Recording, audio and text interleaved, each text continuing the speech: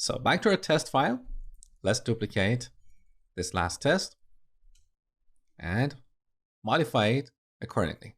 So we should return 404 if no rental found for the customer movie combination. So in this test, to simulate this edge case, we're going to delete the rental that we created earlier. So we can simply call rental.remove, pass an empty query object to clean up the rental collection. Now we execute our request and then assert that we get 404. Save, back in the terminal. Obviously we have a failing test, and let's double check that. We expected to get 404, but we got 401. Beautiful. So back in the production code, what is the simplest code that we can write to make this test pass? Well, we need to find the rental for this customer and movie. If that rental doesn't exist, then we'll return a 404 error. So here we need to load our rental class.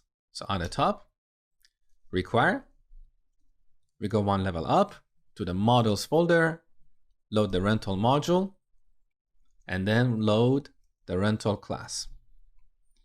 Now here, we call rental.find1. We could also use find, but find returns an array. So then we'll have to look for the first element in that array. So it's cleaner to use find1. Here's our query object.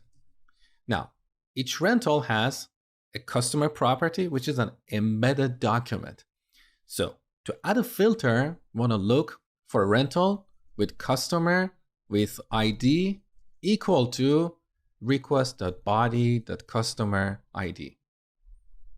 Okay, so we use the dot notation to access a property in a subdocument. Now similarly, we need another property here. So movie.underline_ID should equal request.body.movie ID.